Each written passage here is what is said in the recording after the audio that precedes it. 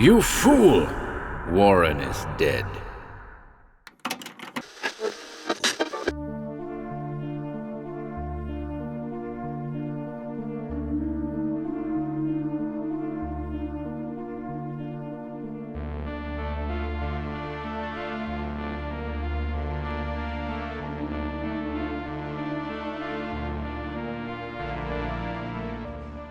Welcome to HorrorBabble. From the Library of Rillier continues today with a curious tale by the name of In His Own Handwriting by author and critic S.T. Joshi, first appearing in the 2020 anthology His Own Most Fantastic Creation. His work was seminal and recognized the world over, but what was the source of H.P. Lovecraft's inspiration? Perhaps we'll find out. Series artwork by the great Vishnu Prasad. And without further ado,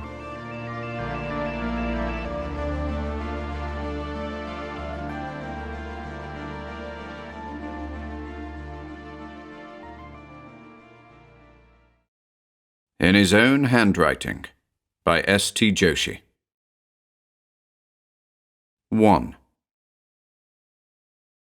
Harry had left for the day, given the intense, almost unbearable pain Howard was experiencing. He had scarcely been aware of Harry's presence in the room, and all he could do was give him a weak smile when Harry gently advised him to remember the Greek philosophers. He was referring, of course, to the Stoics, the originators of the stiff upper lip in the face of overwhelming pain, grief, or sorrow. Or was he thinking of the Epicureans, who with equal sense said, "Death is nothing to us. You're either alive or you're not. And once you're dead, you just return to that native infinity of crystal oblivion from which the demon life has called you for one brief and desolate hour." He thought he had written something like that once, long ago, but he now couldn't remember. He knew his time was up. Had known for weeks, perhaps months. Oh, sure, he told his many and far-flung correspondents that he just had indigestion or grippe, that he would be ill for a long time, but would somehow recover to write more stories and lend advice to young and old. But it was a lie, and he knew it. So his life would end before his 47th birthday. Well, Poe was 40 when he died, Mozart 35. His own father had barely reached the age of 53. The memory of him slapping his father across the knees and saying, "Papa, you look just like a young man," suddenly popped irrelevantly into his head. His father had been a dashing young man. No wonder Susie had fallen under his spell. Naive, innocent, and, as he learned later, petrified of sex and physical intimacy. She had probably welcomed Winfield's early demise, loathsome as it was. Where else did the images of putrescent horror in his own tales come from? The door of his cheerless, sterile room opened tentatively, as if the new and unexpected guest wasn't certain he had come to the right place. But the moment Howard caught a glimpse of him, he knew this was no mistake. That balding, roly-poly man who had haunted him all his life, a man whose appearance was so grotesque that it would have evoked laughter in anyone who didn't know who he was and what he stood for, slipped into the room and stood stone-faced at the foot of the bed, plump as Captain Norris and hardly less ominous. What am I afraid of? What can he do to me now? But he sensed, with a sinking of what remained of his spirits, that the demon had one more trick up his sleeve. 2. It wasn't difficult to keep Frank preoccupied. His young, incandescent mind fluttered about from one topic to the next like a crazed butterfly, and all Howard had to do was to give him general instructions to pick out as many Mackin and Dunsany titles as he could find and let him roam in the bookstore where he wished. Howard made it clear that he was determined to spend a good many minutes in the architecture section, knowing that, for all Frank's multifarious interests, the architecture of colonial America was not one of them.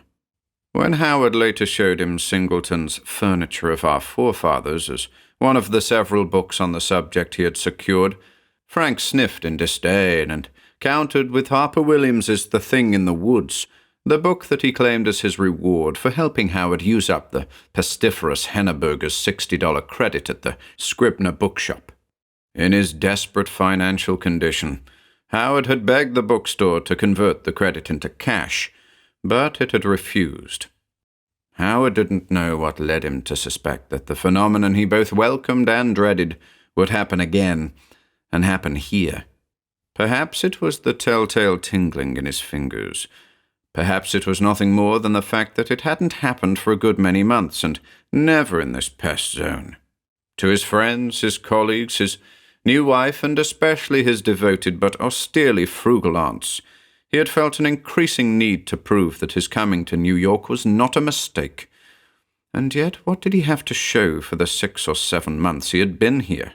A few mediocre poems, an article or two for the amateur press, and bootless attempts to secure work through a literary agency, and that criminally expensive New York Times advertisement.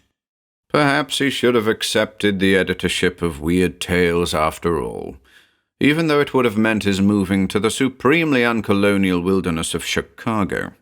But he had refused, and now that ass Wright was in charge. The architecture shelves were brimming with new titles on matters relating to the colonial era, and Howard took heart at how many people were experiencing a new or revived interest in this field. He himself had only begun his explorations of colonial oases up and down the East Coast. New England he knew well, but he was irked that he hadn't even gotten as far south as the nation's capital, although his honeymoon in Philadelphia, after they had spent the night typing the Houdini manuscript, was invigorating, even if much of it was spent on that rubberneck bus. It was as he was reaching for a copy of Dyer's Early American Craftsman that the roly-poly man materialized as if out of nowhere. It's important to emphasize that Howard did not feel terror, fear, dread, or even apprehension. What he felt most of all was shame. Why can't this man leave me alone? How can I continue living a lie? As on so many previous occasions, the man said nothing, did nothing, or almost nothing. Just the slightest hint of a nod, a beckon, and a swift turn on his heels as he stalked silently off to some remote corner of the bookshop. Howard had to follow. There was really no choice in the matter. The roly-poly man came to a door, one Howard had never noticed before, however many times he had been in this establishment, and drifted right through it. No, that's too preposterous. A trick of the light or some kind of auto-hypnosis.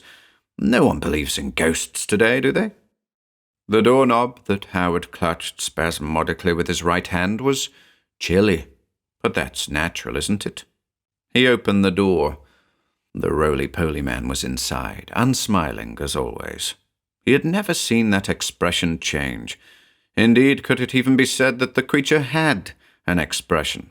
Wasn't it possible that that face was merely a cunningly devised mask? But that hardly mattered now. The room seemed to be nothing more unusual than a storeroom for excess books, perhaps books that had not yet been catalogued or priced. But the mundanity of the place was not at all reassuring. All these episodes take place in mundane surroundings. It was not the setting that was the source of his terror. No, his shame. It was something else entirely. The roly-poly man, raising his arm with infinite, excruciating slowness, pointed to a high shelf. The symbolism of the gesture struck Howard with a sense of bitter irony. He couldn't possibly feel lower than he did at this moment. It took only the most token glance to see what the man was indicating. Amidst all the books, new or old, dusty or pristine, octavo or folio, was one item that manifestly did not belong. It was the same crumbling brown scrapbook that he had seen so many times before. Howard was tall, a head taller than his unwelcome companion, and he had no difficulty taking the object down. "What's the point of looking? I know what is in here." He flipped through the scrapbook, page upon thick page of spidery, almost indecipherable handwriting. Words and sentences leaped out at him, even as he struggled not to read them. From even the greatest of horrors, irony is seldom absent. To Malone, the sense of latent mystery in existence was always present. Back, back, forward, forward, look, ye puling lackwit. Howard closed the book with a slam, releasing a tiny and derisive cloud of dust. His fingers, then his whole body shook, and he had to reach out with one hand and cling to the tall bookshelf so that he wouldn't collapse in a heap, fainting, just the way I, or someone, made Houdini faint over and over in that pyramid story. When he regained some modicum of self-composure and looked around him, the roly-poly man had disappeared. That was also par for the course. All Howard now knew was that he had more stories to type up and send to Weird Tales. 3. He cast his mind back to the time when he had first seen that roly-poly man. It was a June day in 1917, and he was walking through Swan Point Cemetery with his Aunt Lillian. Suddenly, he saw a crumbling tombstone with a skull and crossbones dimly traced upon its slaty surface. The date, 1711, was still plainly visible. It set him thinking. Here was a link with his favourite era of periwigs, the body of a man who had worn a full-bottomed wig and had perhaps read the original sheets of The Spectator. Here lay a man who had lived in Joseph Addison's day, and who might easily have seen John Dryden had he been in the right part of London at the right time. Why could Howard not talk with him, and enter more intimately into the life of his chosen age? He remembered how his boyhood friends, Harold and Chester and Ronald and Stuart, had laughed at his obsession with the 18th century. "Howard, here we are in a new and dynamic era. You'll never get anywhere if you moon about dwelling in the past. Get a job, get a motor car, get a wife. That's the way to make something of yourself in the world." Maybe it was, but maybe he didn't want to make anything of himself in this fundamentally tawdry age. He was staring off into the distance, thinking of periwigs and small clothes and the coffee shops of London. His yearning for that era sometimes became overwhelming. This must be what it's like to be in love.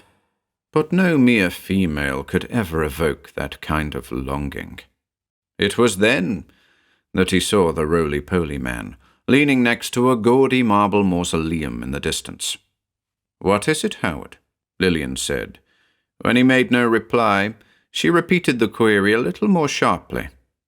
"I wonder who that man is," Howard said dreamily. "What man?" Howard couldn't believe it. Lillian's distance vision was usually much better than his own. "Right there," Howard cried, gesturing stiffly. "Howard," Lillian said with some asperity. "There's no one there. Come on, we should be getting along home. You know how your mother worries when you're out too late." Howard looked at her incomprehendingly. There's something wrong here. He was too devoted to reason to think that anything supernatural was occurring, although the tingle in his fingers was certainly anomalous. But he felt an unaccountable desire, no, need, to understand the nature of this situation, and that roly-poly man was at the heart of it. "Just wait a moment. I'll be right back." And before she could protest, he stalked off on his long legs in the direction of the man, who remained motionless and expressionless, utterly unconcerned at his rapid approach. Within seconds they stood face to face. Howard looked down at his antagonist. He instinctively thought of him as such, and took heart in the fact that the man was a full head shorter than himself.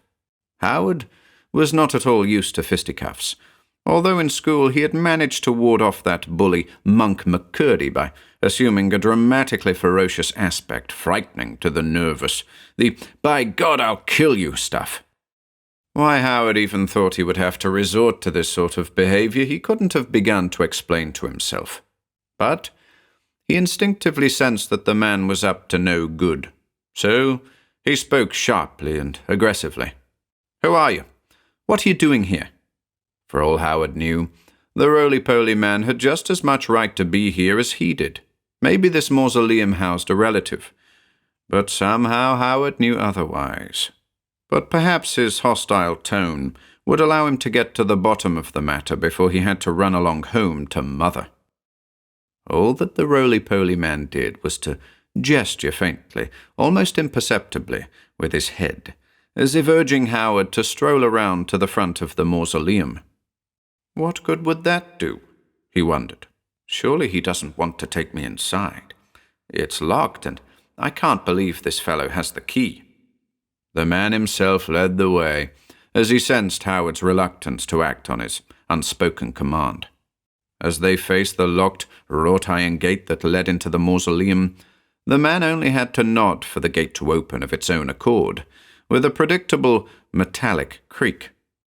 "Very clever bit of prestidigitation, old chap. I don't know how you did that, but you're not going to flummox me with some two-bit sleight of hand." Howard, nevertheless, followed his guide into the place. No, it wasn't dank. The walls weren't covered with nitre. There were no stone steps leading down into the bowels of the earth. It was, in fact, a single narrow room with slabs holding half a dozen or more coffins, expensive and lead-lined, no doubt, with a few empty spaces for additional interments. If anything, the place was dry as dust, and a few cobwebs were festooned in dark corners. Once again, the two men, one short and plump, the other tall and lanky, faced each other. Howard had suddenly lost any sense that a dramatic confrontation would take place. In fact, he now felt a bit foolish. This comical-looking man couldn't possibly be a threat to him. He had no visible weapon of any kind, and his pudgy face and body were the antipodal opposite of threatening.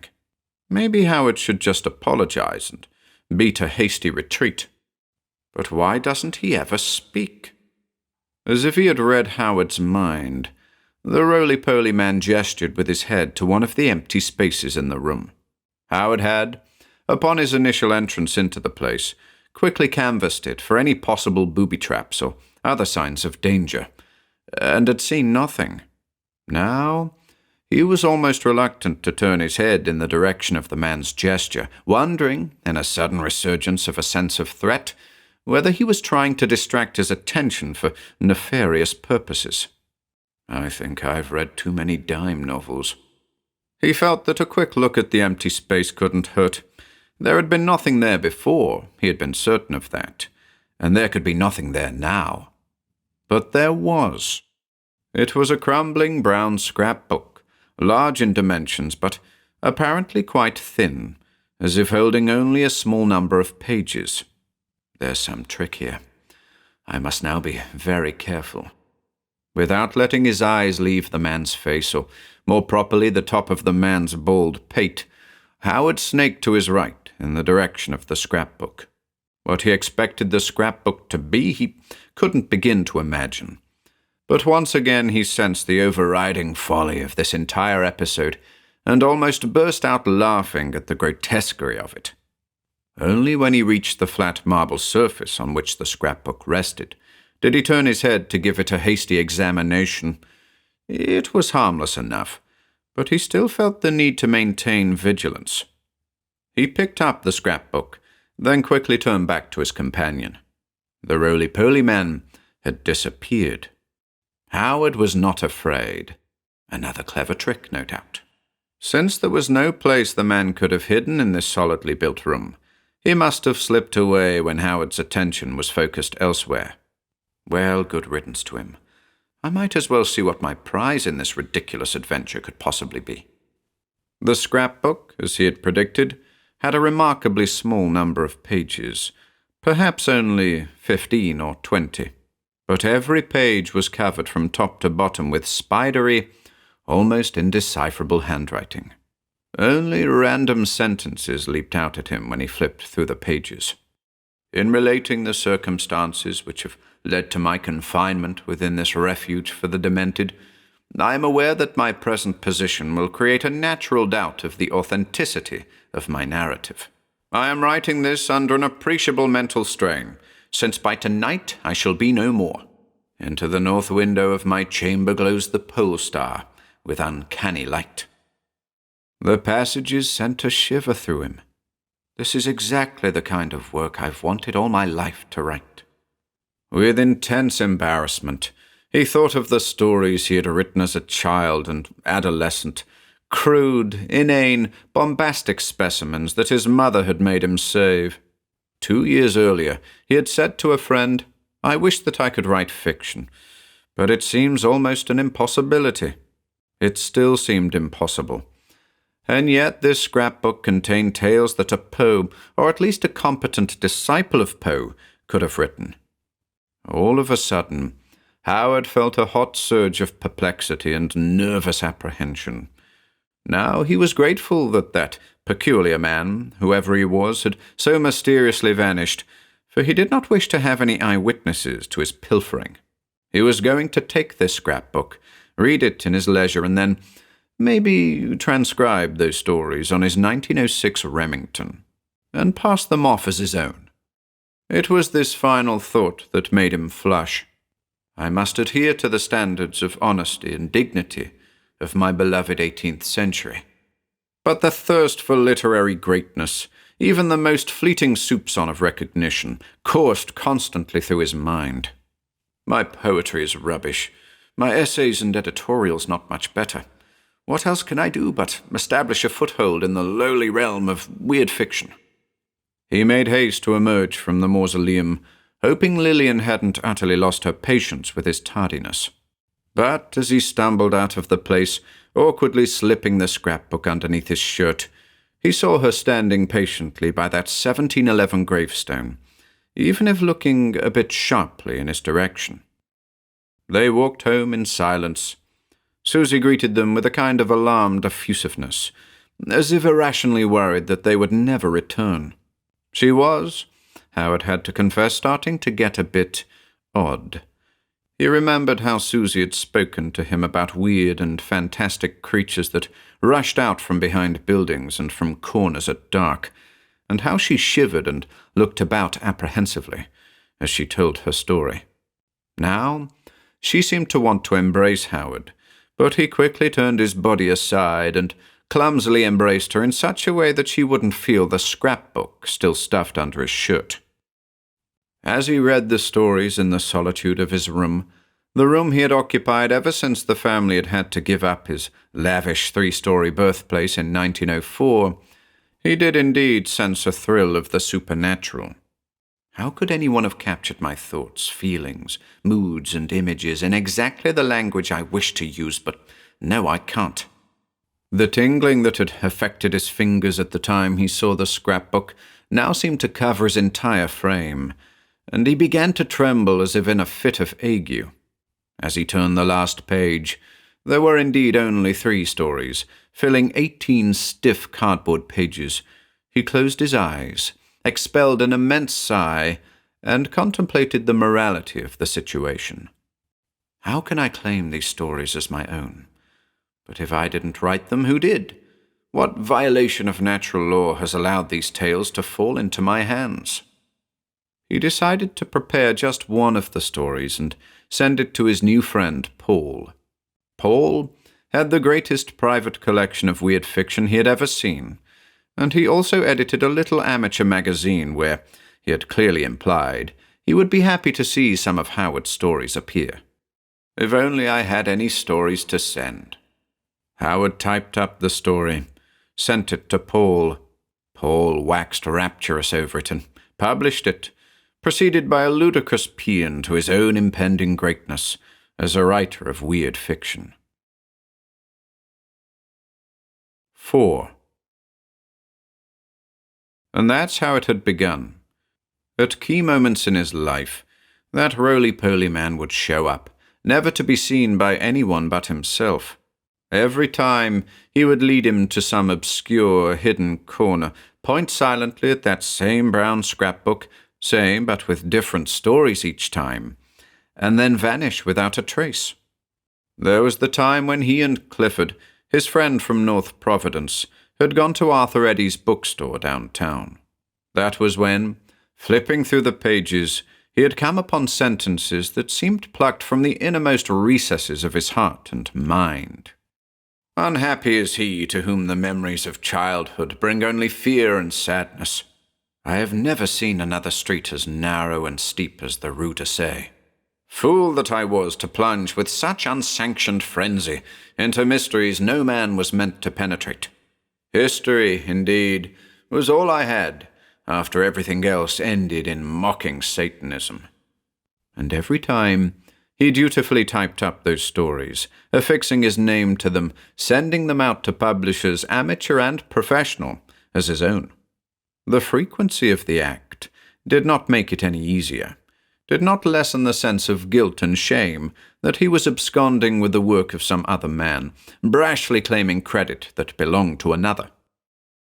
Once he was wandering among the stacks of the John Carter Brown Library, looking for rare tomes on antiquarian Americana that could not be found even in the main student library at Brown. He had once hoped to matriculate to Brown, but illness and nerves had gotten the better of him, and he had to be content to be a non-university barbarian and alien. But that telltale tingling in the fingers came again, and the roly-poly man this time actually touched the scrapbook, on a high shelf he could reach only by absurdly standing on a chair. Why aren't the librarians making a fuss? And giving him that balefully significant look. Curse you, Thornton. I'll teach you to faint at what my family do. Carter, it was the unnameable. It was the Yuletide, that men call Christmas, though they know in their hearts it is older than Bethlehem and Babylon, older than Memphis and mankind. Then had come the move to New York. Sonia had been as kind and wonderful as a wife could be, but it had all been a mistake. His fleeing back to Providence like a dog with its tail between his legs had been undignified, but necessary for the very salvation of his mind and spirit.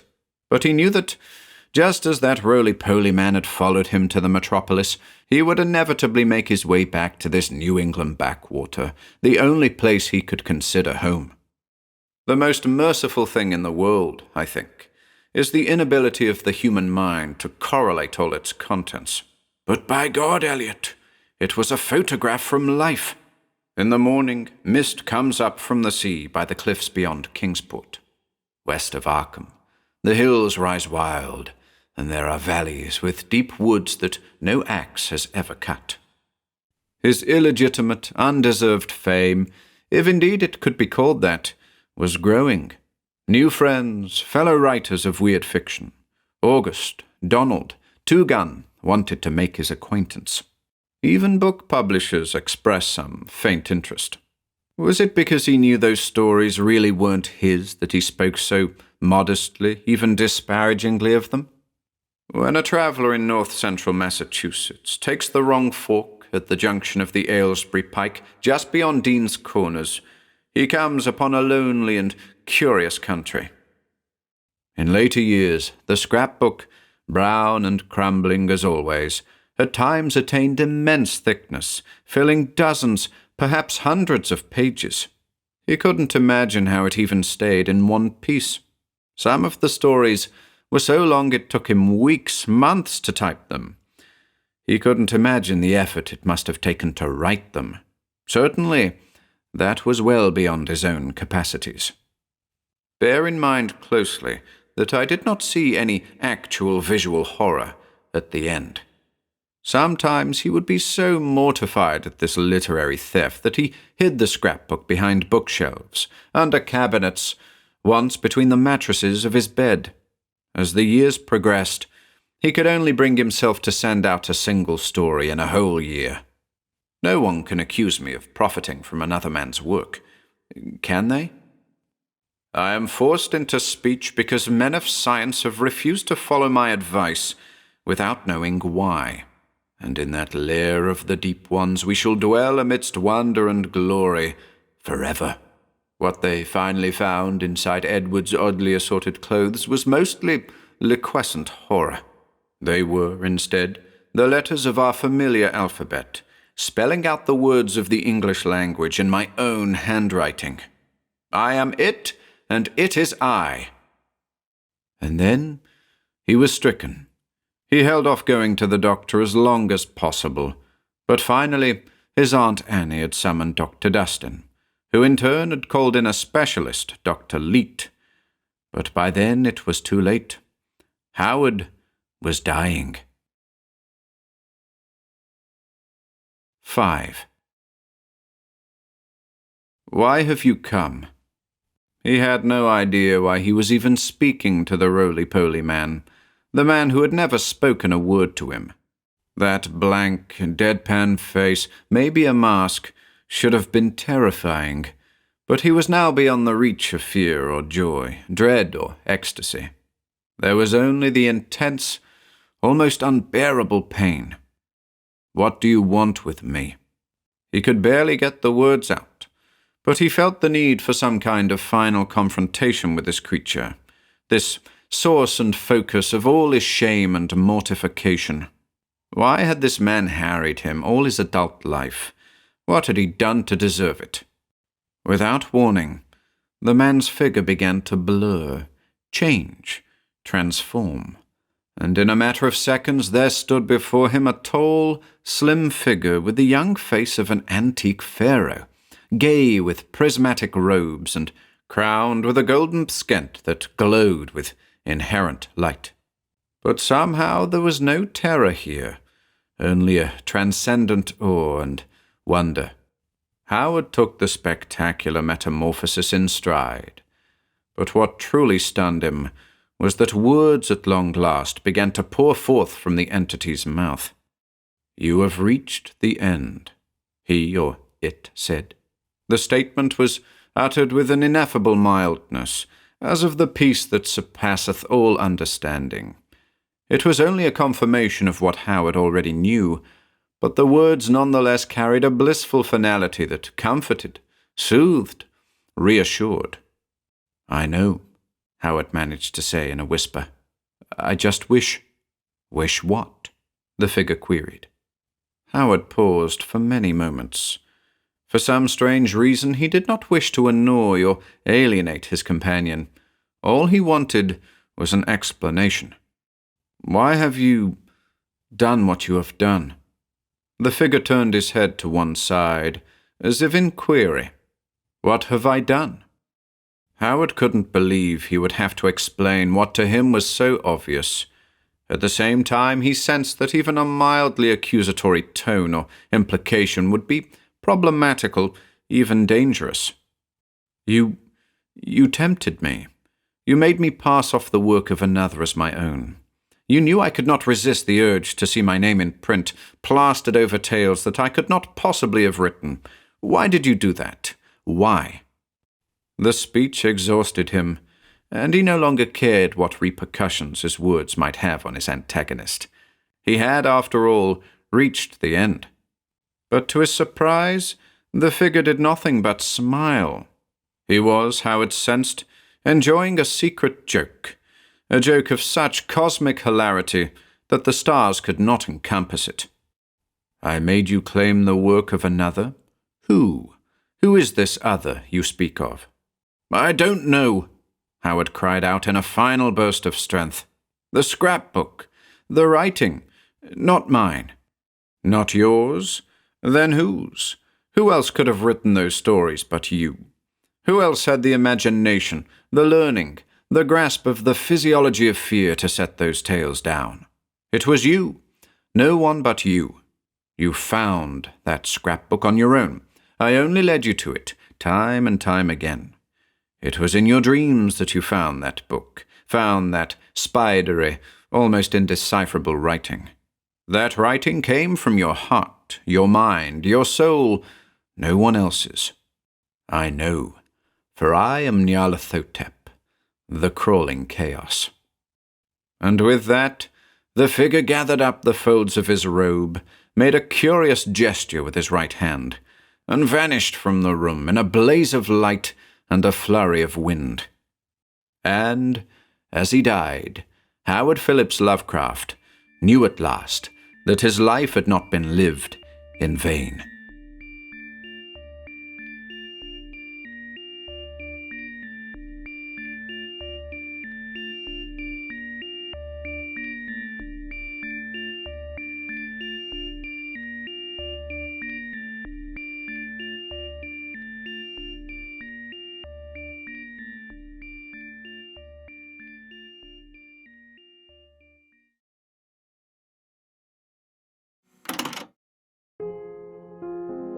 If you enjoyed listening today, be sure to subscribe to the channel by hitting the red subscribe button below.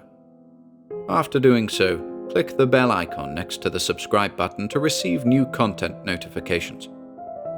If you'd like to support our work and receive exclusive perks, consider becoming a channel member by clicking the join button below. To support us in other ways, see the video description for links to our Bandcamp and Patreon pages, our merch store over at Teespring, and further information relating to our releases on Audible, iTunes, and Spotify. And until next time.